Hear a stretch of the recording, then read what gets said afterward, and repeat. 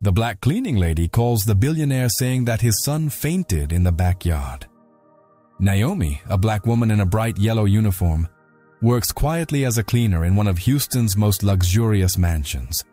Her simple life contrasts with the world of Richard, a cold and distant billionaire who seems to see only numbers and business. But when little Ethan, his 4-year-old son, faints in the backyard, an unexpected link begins to form between worlds that should never intersect. Amid injustices, secrets from the past, and painful choices, Richard will be forced to confront his own weaknesses and discover that true value lies not in money, but in dignity and love. And it is on this journey that Naomi's life will be transformed forever, revealing a destiny no one could have imagined. Before we begin today's story, tell me in the comments where you're watching from. I love hearing where these stories are going. And if you enjoy emotional love stories, subscribe to the channel because it really helps us grow and continue bringing you heartwarming stories. The Texas sun was already scorching the perfectly manicured lawn when Naomi Johnson pushed open the glass door that led to the backyard. The silence of the Houston mansion seemed greater outside, broken only by the distant roar of a highway and the hum of the pool filtering water. Naomi, 34, a black woman with medium chocolate skin, wore the vivid yellow uniform that illuminated her presence. Her curly hair, tied in a low bun, accentuated her face with soft cheekbones and dark brown eyes that always sought out what needed tending. Her robust body, firm as if carrying the day on its shoulders, moved discreetly among the pots of hydrangeas and the sweet scent of the jasmine bush. That's when she saw, just a few steps from the ancient oak tree, a pair of blue children's sneakers, crooked on the grass. Naomi clutched the cloth in her hands. Little Ethan Whitmore, 4 years old, fair-skinned, with dark blonde hair that fell in strands over his forehead, lay on his side, his face too pale for the hot morning. There was a light foam at the corners of his mouth. His chest rose and fell unevenly, choking on his own air. "Ethan!" Naomi's voice came out softer than she intended. She knelt, feeling the cool grass dampen the knee of her pants. "Ethan, love, look at me." She touched his shoulder with her fingertips. Her skin was warm, but her hands were cold. Naomi's heart raced. Trained by necessity rather than by training, she carefully turned the boy onto his back, keeping his neck aligned, and brought her ear to his mouth. He was breathing, but it was ragged, as if a pent-up sob refused to come out. She placed 2 fingers on his neck, feeling for a pulse. Slow, irregular, time suspended. "Oh my God," she whispered. She pulled her phone from her pocket and, without thinking twice, searched for her boss's contact information. Richard Whitmore. The name flashed on the screen like a warning. She took a deep breath and tapped the green icon. After 2 rings, his voice came through, sharp and identical to the orders that usually arrived via email. Richard speaking. "Mr. Whitmore, it's Naomi. Ethan is passed out in the backyard." "He's breathing, but..." "What?" His tone chilled the air. "What do you mean, passed out? What did you do?" "I found him like this, my sir. I'm checking his breathing and pulse. He's pale and..." "You're overreacting. He's always running around. He probably tripped. Put some ice on him and take him inside." "Sir, with all due respect, it's not a fall. His breathing is irregular. He needs medical attention." On the other end of the line, silence. Naomi looked at the boy's face. His blonde eyelashes fluttered, as if searching for a lighter dream where breathing was easier. Naomi's yellow uniform seemed to scream against the green grass, drawing attention to an urgency no one wanted to see. In the background, A neighbor turned on a leaf blower. The metallic sound pierced the fence like indifference. "Sir Hughes, I'm going to call 911, Naomi said, her thumb already on the 9 on the keypad. "And if you could come, please. Don't do anything without my permission," Richard snapped, cold and incredulous. "I'm on my way, but don't be dramatic. I don't want paramedics in my house because of a scare." "I understand your concern about your image, sir, but Ethan's life comes first." The words came out sharply before Naomi could stop them. She was startled by her own courage, but she didn't look away from the boy. "I'll call now." The call ended with a dry click. Naomi dialed 911. As she explained the situation, the operator's trained voice guided her actions. "Put the phone on speakerphone." Naomi complied. "Make sure there's nothing obstructing your mouth. Keep your head tilted back slightly, and lift your chin." "Done," Naomi said, her hand shaking less than her heart. Breathing is still irregular. "Service is on the way. Stay with him. Speak calmly. Say his name." "Children respond to the reassurance of your voice." Naomi bent down even lower, her yellow uniform spreading like a halo around Ethan. "Ethan, it's Naomi. I'm here, okay?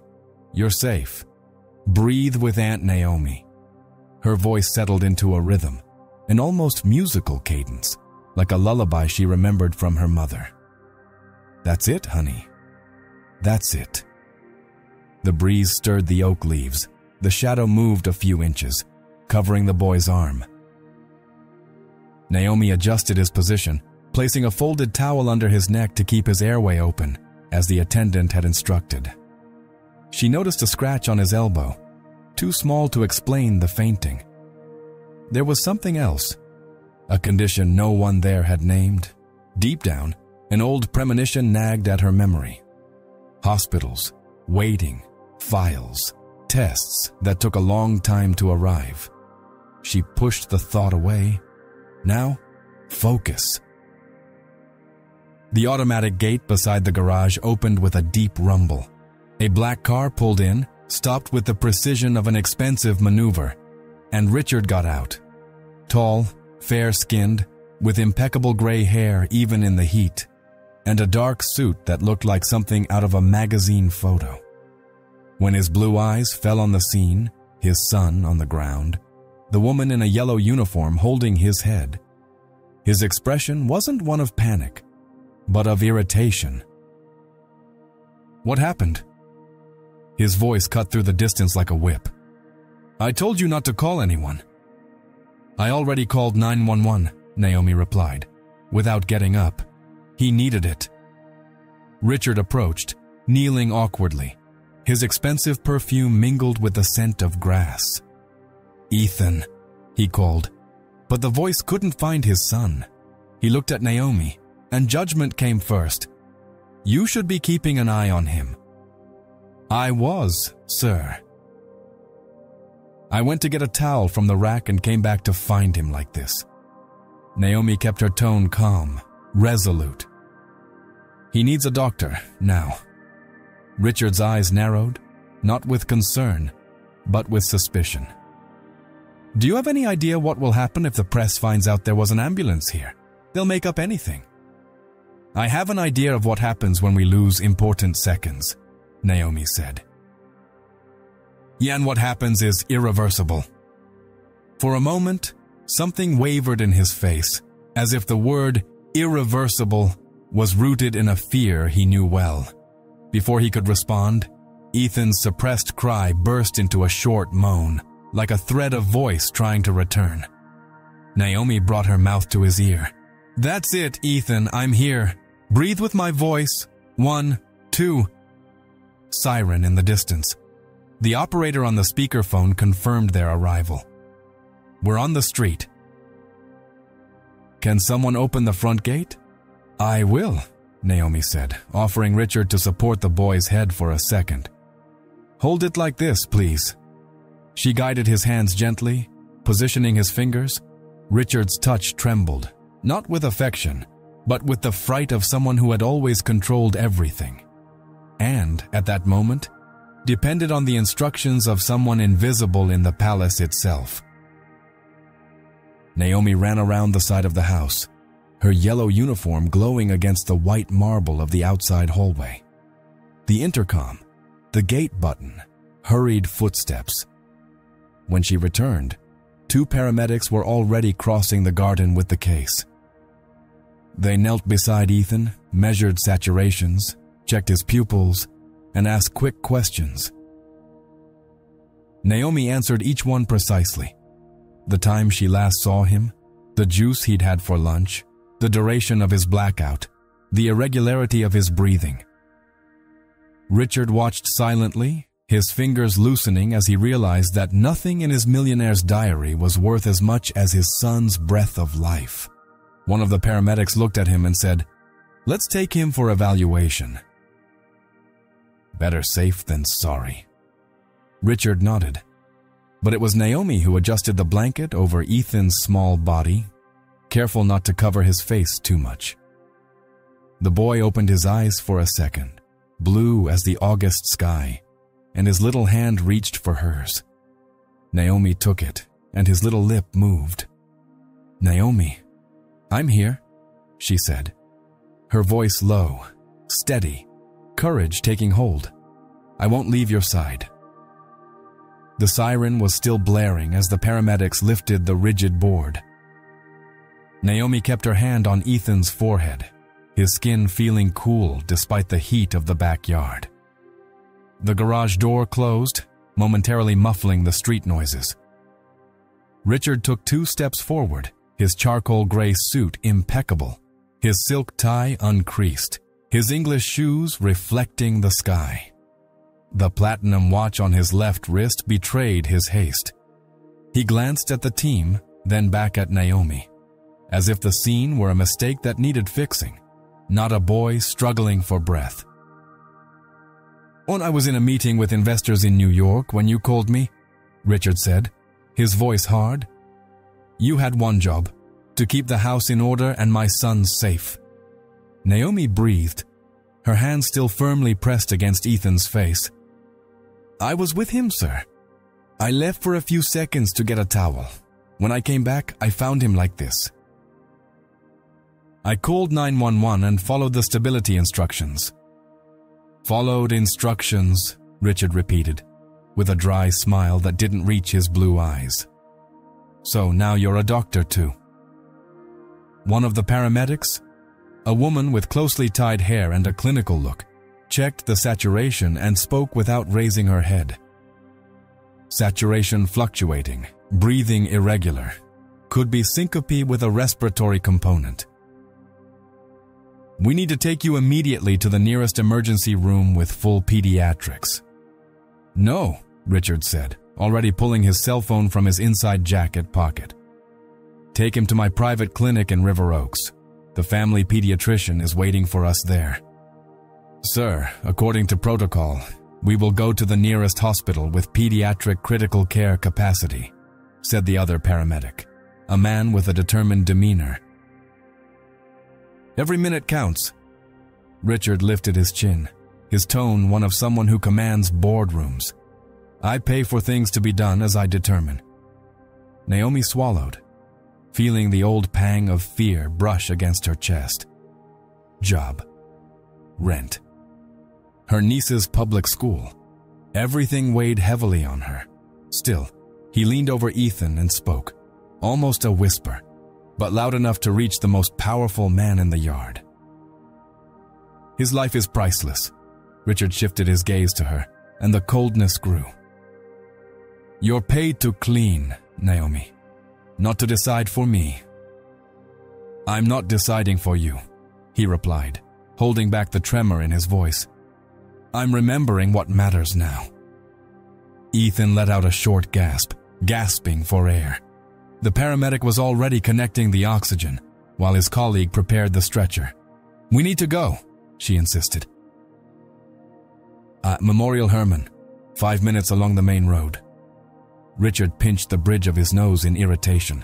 5 minutes for the press to photograph the ambulance at my door. Naomi backed away an inch. The sentence hung in the air like dust in the sun, heavy and useless. The silent prejudice didn't come through in insults, but in the way Richard looked at her, his gaze raking over her, as if she were part of the furniture. She felt the humiliation boil on her face and the old fear flare, losing her job, becoming a statistic of those replaced without warning. Even so, her body moved forward on its own when the paramedic asked for help lifting the board. She held the weight firmly.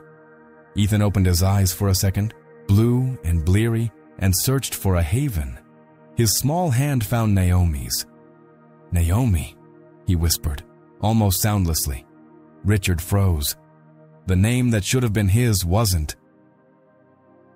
He quickly composed himself, with the reflex of someone who never admits to being shaken. "I'll go with him." The paramedic shook his head. "Only one escort. Limited space." "I am the father," Richard stated without argument. The paramedic looked at Ethan, at the small hand clasped in Naomi's. "The rule is, if the child is conscious enough, we take whoever calms them down the most." Less stress? Better response? Richard glared at Naomi as if she were usurping a position that didn't belong to her. Let go of his hand. Naomi looked at Ethan, then at Richard. "I'll let go if he lets go first." The boy tightened his grip. The paramedic nodded. "She will. You can follow right behind in your car. We'll send you the location." Richard took a deep breath, his jaw set in tension. If this gets out in the press, I'll hold all of you responsible," he turned to Naomi. "And you, when this is over, we'll have a serious talk about your conduct." Naomi felt the words like needles. Behavior. As if caring were a crime. But she didn't answer. She just leaned into Ethan. "I'm here, okay? Let's breathe together." The paramedics locked the doors. The metallic clang of the locks cut through the argument.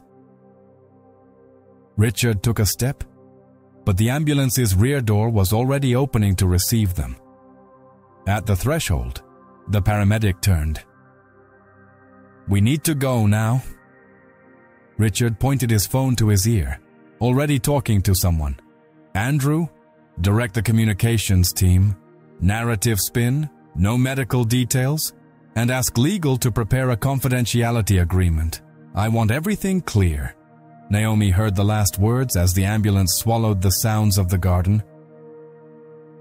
She froze for a split second. Confidentiality agreement, clear. An invisible layer of threat. She looked at the boy. The thin tubes. The small chest beginning to find rhythm again. "You're safe," she said. And it was only then that she realized she was saying it to both of them. To someone's son, and to the part of herself that trembled inside. The ambulance door closed with a firm click. Outside, Richard stood motionless in the center of the perfect lawn, the wind stirring the hem of his jacket. The siren shattered the silence of the neighborhood. When he finally turned back to the house, he was back on the phone. "And see that the employee is removed until further notice." Inside the ambulance, Naomi held the small hand, and behind her, fear. Something sparked like a silent pact. She didn't know if she would have work when the day ended. She only knew that, as the sirens ripped through the city, she wouldn't let go of that boy for anything. The ambulance pulled up in front of Memorial Hermann, the illuminated sign reflecting off the white bodywork. The sirens faded, but the silence that followed was even more deafening. Naomi held Ethan's hand tightly, his small body wrapped in blankets, and felt a brief relief when the back doors opened. The medical team was waiting at the entrance, promptly summoned by the emergency services. Richard arrived right behind in his black car, leaping out with long strides, his face tense, his suit still impeccable despite the rush. In the chilly hallway of the pediatric emergency room, doctors wheeled the gurney, while nurses pushed doors and activated elevators. Naomi walked alongside, Ethan's hand still clasped in hers.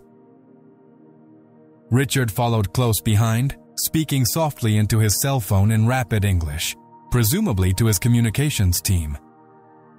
Inside the observation room, the attending physician, a middle-aged man with fair skin and a white coat with a gleaming name tag, approached. He examined the child's vital signs, ordered lab tests, and ordered an electrocardiogram. Naomi, who spent her days observing the child's routine, couldn't contain her urge to explain. "Doctor, for the past few days he's been complaining of dizziness when he plays in the garden," he said, his voice calm but firm. He also didn't eat well at breakfast and was quieter than usual. The doctor looked at her carefully, ready to take notes, but Richard's voice cut through the air. "She's the cleaning lady. She takes care of the house, not the diagnoses. Focus on what's important." Naomi felt her stomach churn. Her gaze flickered to the floor for a moment, then returned to Ethan, who stood motionless, eyes half closed in the cold light of the room. She leaned over, adjusting the blanket so he wasn't exposed. The doctor took a deep breath, maintaining professional calm. Anyone familiar with a child's routine can offer useful information. Family history and activity diary help with diagnosis. Richard clenched his jaw, his blue eyes flashing with impatience. "I don't want my son's health discussed like it's a hallway issue. If anyone is going to listen, let it be me." Naomi bit her lip, her hand still clutching the blanket. The suffering came silently, like a tide rising unseen. She knew she couldn't say anything else without risking her job, but she also knew that silence could cost her dearly. The doctor, ignoring the pressure, quickly noted in the chart, "We'll need some urgent tests. There are signs of a heart condition that may have been overlooked: fainting, frequent fatigue, refusal to eat. Everything points to that." The word "ignored" fell like a punch. Naomi took a deep breath, trying to keep her composure. Richard, however, straightened his shoulders, as if the blame weren't his. "I have the best pediatricians available. None of them mentioned anything this serious." The doctor looked neutral, without arguing. "Auden? Then perhaps it's time to look beyond the reports." Naomi looked down, her fingers caressing Ethan's small hand. The boy opened his eyes for a second, bleary blue, and murmured weakly, "Naomi." Her heart sank. She leaned in and whispered in his ear, "I'm here, darling. It's going to be okay." Richard looked away, uncomfortable with the scene. He needs rest, not sentimentality. The doctor raised his voice enough to interrupt the comment. "Excuse me, we need a manager to sign the authorization for immediate testing." Richard hurriedly grabbed the clipboard and signed. But before handing it over, he gave Naomi a cold look. "After this, we'll talk about your limits. You've crossed them all today." She felt the words like invisible blades. She looked at the boy, frail on the stretcher, and simply squeezed his hand tighter. It was her only gesture of resistance. In the hallway, as the staff wheeled Ethan into the exam room, Naomi walked silently behind the gurney. Richard's shadow loomed large and arrogant. The entire hospital seemed to listen without saying a word, complicit in an injustice that repeated itself in every detail. But as the elevator doors closed before them, the reflection in the metal revealed something unexpected. Richard's face wasn't just cold. There was a trace of hidden fear, a brief tremor in his blue eyes. Naomi noticed, and it planted a seed, the certainty that behind the arrogance lay a man in ruins. The early morning hours were silent at Memorial Hermann. The pediatric observation room was nearly dark, lit only by the soft light of a heart monitor. The rhythmic beeping was the most constant sound, as if marking each second of uncertainty. Naomi sat in a hard plastic chair beside the bed, her yellow scrubs already wrinkled from the long day. Her eyes were tired, but they didn't close. Her attention was entirely on the boy.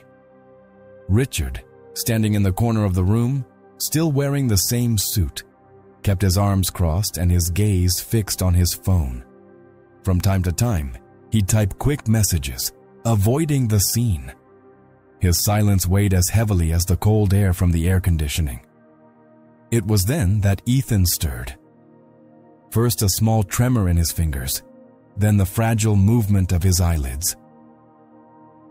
Naomi leaned in immediately, taking his hand gently. He slowly opened his eyes, bleary blue in the low light, and whispered in a thin voice, "Naomi." Her heart raced. She leaned closer, stroking the dark blonde hair that clung lightly to his forehead. "I'm here, honey. You're in the hospital, but you'll be fine. Rest."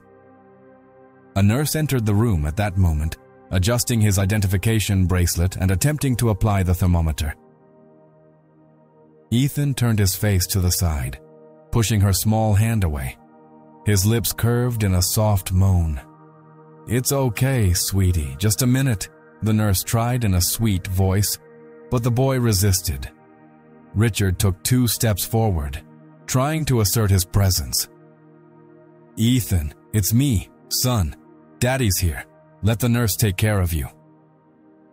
But the boy didn't answer. Instead, he reached out his frail arms toward Naomi, as if seeking shelter. His trembling fingers begged for a hug. The impact was immediate.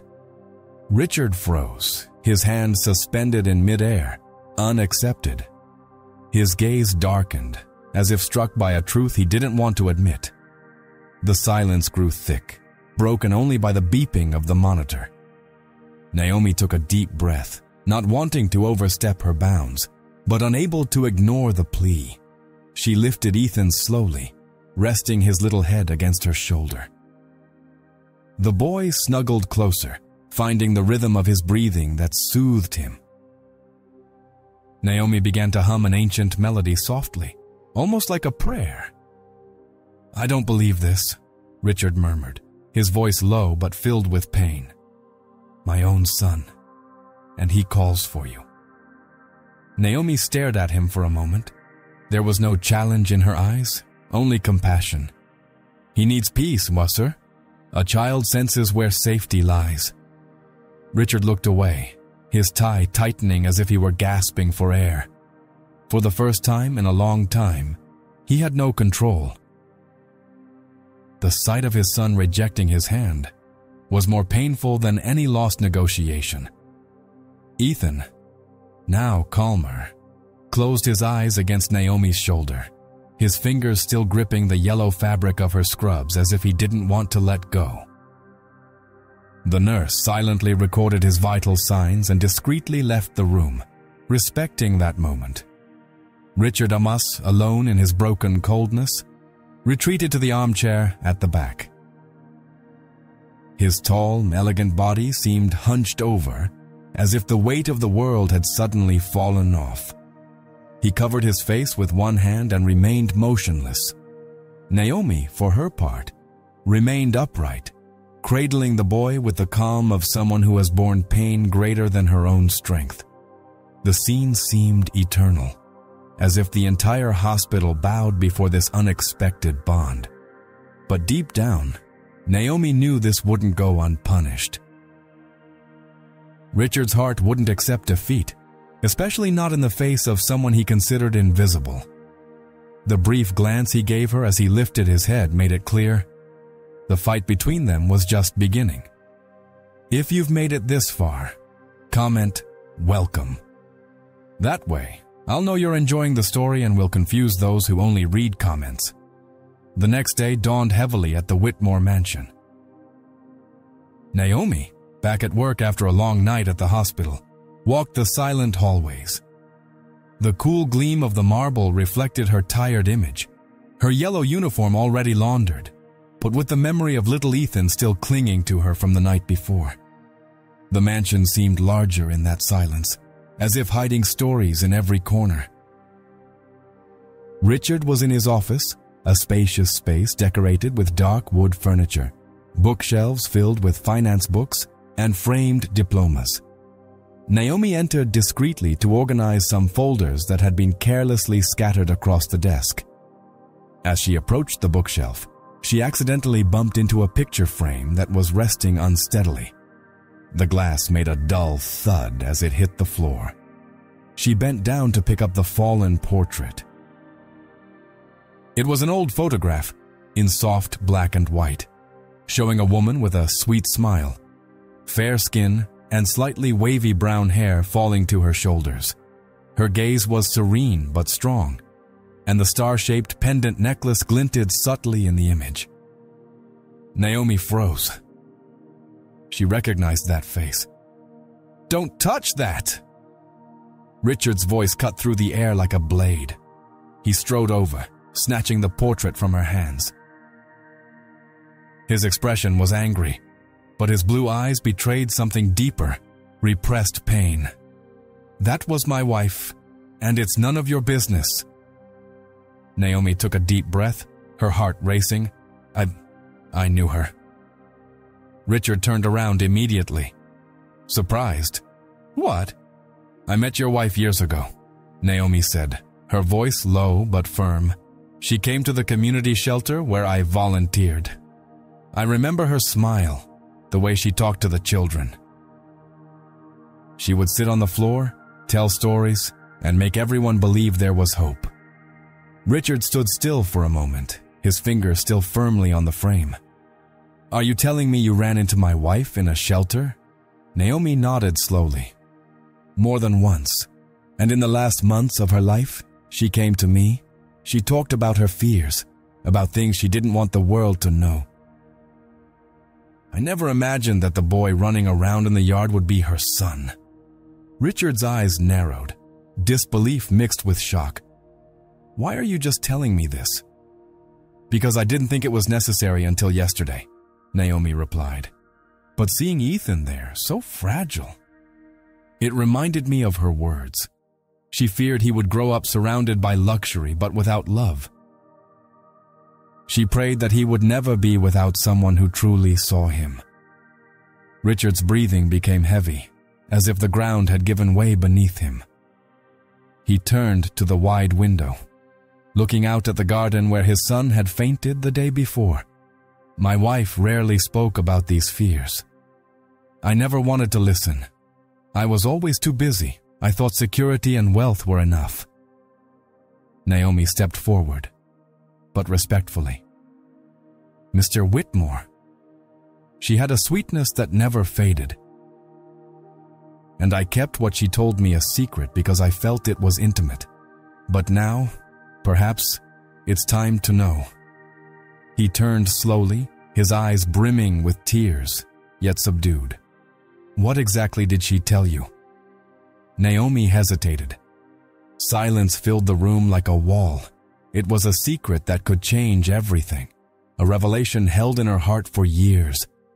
But before she could respond, the sound of Ethan's faint sobs echoed down the hallway. Richard moved first, dropping the portrait on the desk with a sharp thud. He ran to his son's room. Naomi stood alone in the office for a few seconds, the portrait lying on the wood, staring into the face of the woman who had somehow united their fates. She knew the secret couldn't stay hidden any longer, but she also knew that revealing everything now could destroy the little trust that was beginning to build. The weight of the decision fell on her shoulders, while in the background, Ethan's voice called out to her and his father. The following week, the halls of the Whitmore mansion were quieter than ever. Richard, despite the closeness he was beginning to develop because of his son, had become more rigid. His cell phone rang nonstop, with journalists seeking statements, gossip columnists publishing speculation, and business people demanding his presence at meetings. The reason? The first headlines were already circulating. The Houston billionaire who trusts his cleaning lady more than his own medical team. At breakfast, seated at the massive oak table, Richard leafed through the newspaper with a heavy expression. Naomi, standing in the corner of the room, felt his eyes weigh down on her like a silent accusation. Ethan, still recovering, drew with crayons, oblivious to the storm swirling around his father. Richard broke the silence. "I need you to keep your distance, Naomi. You can't be in public with me and Ethan anymore." She tightened her grip on the cloth in her hands, but kept her gaze steady. "If it's to protect your image, I understand. But who protects the boy when he calls out to me? Are you going to ignore that too?" Richard sighed, running a hand through his dark hair. "You don't understand. They're already saying I trust you more than the best experts. They're calling me weak, ridiculous. My name is being dragged." Naomi took a deep breath, pain etched in her straight posture. "Your name may be dragged on Mr. Whitmore, but your son's health cannot be ignored. He needs presence, not headlines." Days later, a charity dinner gathered Houston's elite in a luxurious downtown ballroom. Crystal chandeliers, blue velvet-covered tables, and waiters parading with sparkling glasses set the scene. Richard was there, impeccable in his gray suit, but the weight of hushed conversations followed him throughout the room. "Did you see? The billionaire who prefers the opinion of a maid? A cleaning lady. Imagine the scandal if this got out. They say the child only trusts herself. Have you ever seen that?" Richard maintained his diplomatic smile, but each whisper was a stab in the back. Naomi, called in to discreetly assist that night by protocol, also heard. The words stung, but her dignity remained intact. She walked with a firm posture, serving water and clearing dishes, as if she hadn't heard a thing, until one of the guests, a blonde woman in a red dress, blurted out too loudly, "Poor boy, growing up surrounded by servants instead of true love." Naomi paused for a moment, clutching the tray tightly. She wanted to respond, but held back. She simply looked up across the room, to where Ethan sat with the nanny, looking at her with a shy smile. That look gave her the strength to endure. Later, Richard found her alone in the hallway of the event, arranging some glasses on a side table. He stopped before her, hesitant. "I heard what they said. I shouldn't have let you go through that." Naomi turned slowly, her eyes watery but firm. "You don't have to defend me in public, Mr. Whitmore. But remember, I'm not here for status or money. I'm here for Ethan." He stared at her for a few seconds in silence, swallowing his own vanity. Her words echoed like a blow to his heart. For the first time, Richard found himself torn between the weight of society and the royal bond that was beginning to blossom in his own home. That night, back at the mansion, Richard watched his son sleep, clutching his teddy bear. The boy murmured Naomi's name even in his sleep. The billionaire rubbed his tired face, aware that his reputation might be at risk. But something much deeper was at stake. The dilemma became unbearable. Save his image or recognize that the woman the world humiliated was the only one capable of filling the void his wife had left. If you've made it this far, comment dignity. That way, I'll know you're enjoying the story and will confuse those who only read comments. The atmosphere in the Whitmore mansion was stifling that morning. The heavy curtains kept out the sunlight, as if even the house was ashamed of what was going on inside. Richard sat in his leather chair in his office, his expression weary, his eyes red from sleepless nights. Across from him, his trusted lawyer, a gray-haired man in a dark suit with a measured expression, spoke in a firm, low voice.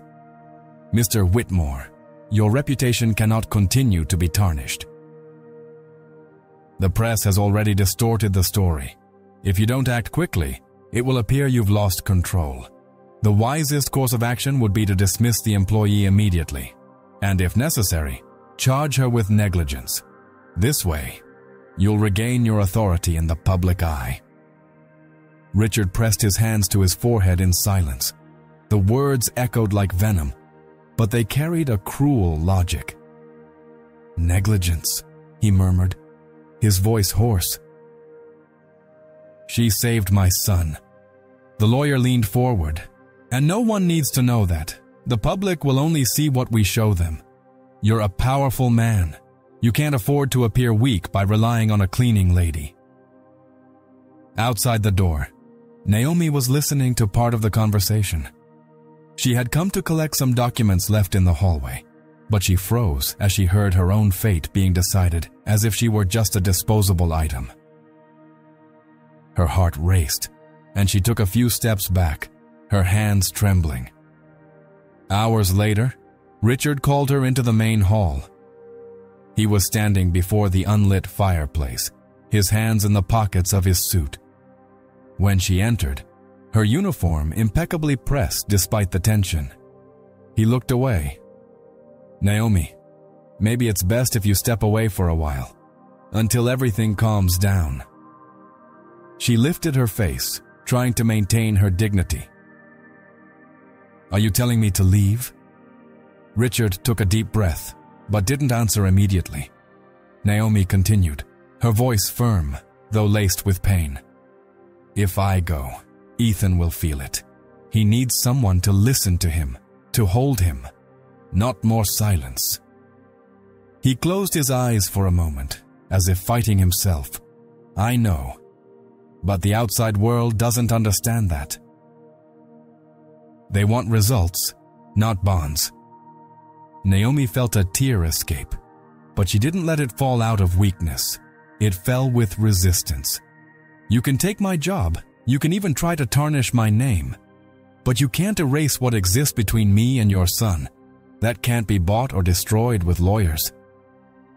Just then, Ethan appeared at the top of the stairs, still in his pajamas, holding his teddy bear. His frail voice echoed through the room. "Naomi, are you leaving?" The silence that followed was deafening. The boy's gaze, full of innocence and fear, pierced her heart like a knife. Naomi swallowed, forcing a soft smile. I need to think, darling." The boy ran down, stumbling down the steps, until he grabbed her leg tightly. "Don't leave me alone."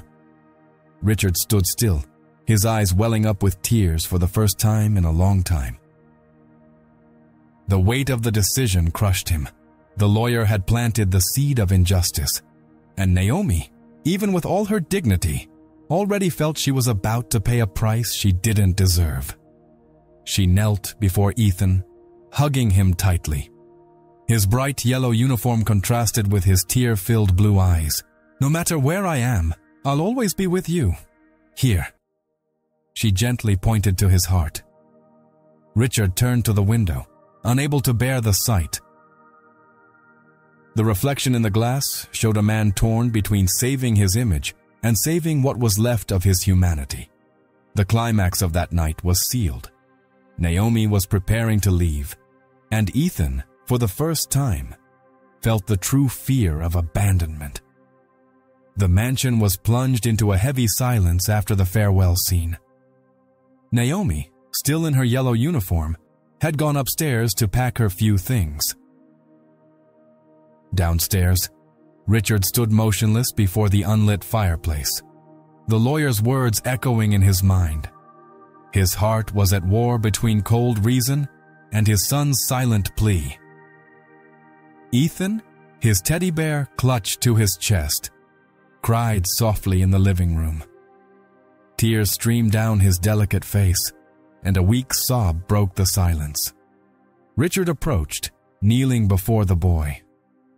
"Son, I need you to understand. Sometimes, some people can't stay forever." Ethan looked up, his blue eyes watery and filled with pain. "But Mom said she could—" Richard felt the air leave his lungs. "What? What are you saying?" The boy clutched the teddy bear tighter and spoke between sobs. "Mommy used to tell me stories about a kind-hearted woman. She said this woman took care of everyone at the shelter, that she made the children believe they were never alone.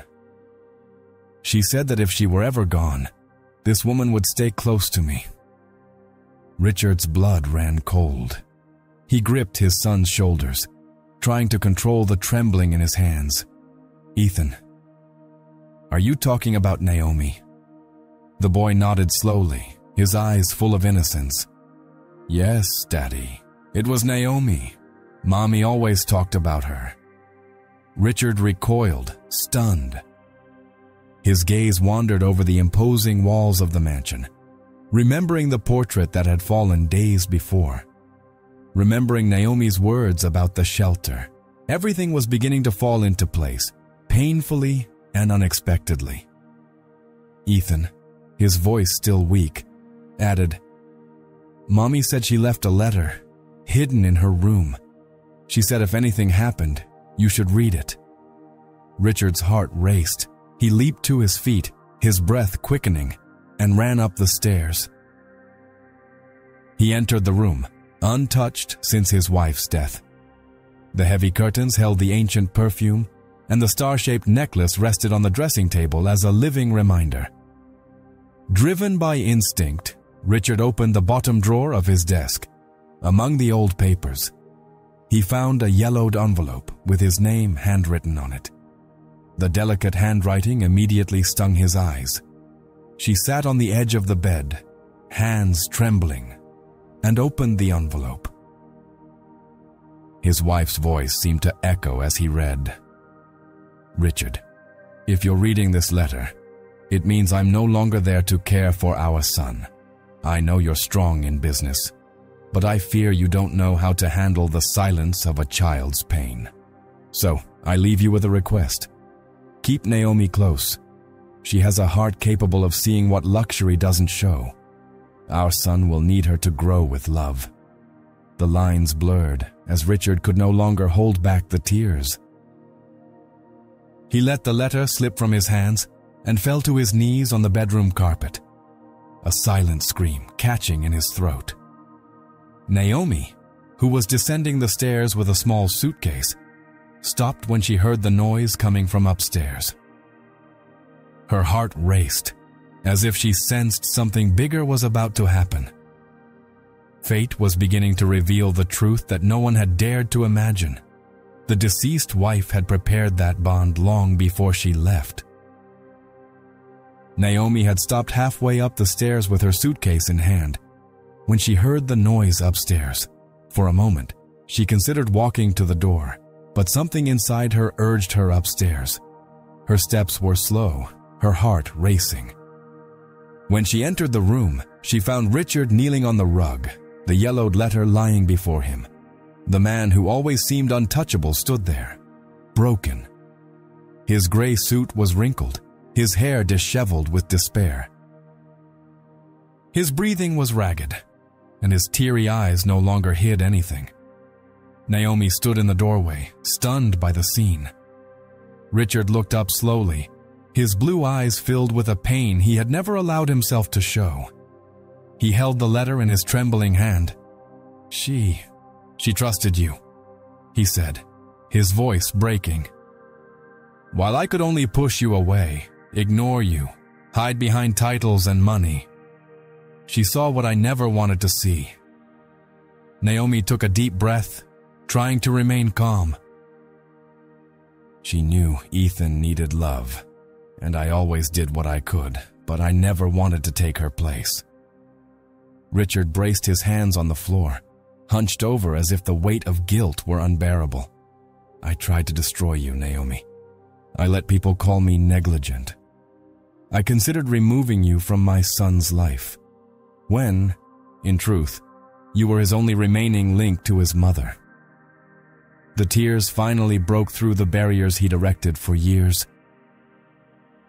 They fell silently, marking his pale skin, He lifted his head and stared at her, defenses gone. "I'm asking for forgiveness," he said in a thin voice, almost a whisper. "Forgiveness for being blind, arrogant, unfair. Forgiveness for every word that hurt you. I don't know how to be a father without you here." Naomi felt her chest burn. This man, who had always treated her with distance and superiority, now bowed before her in fragility.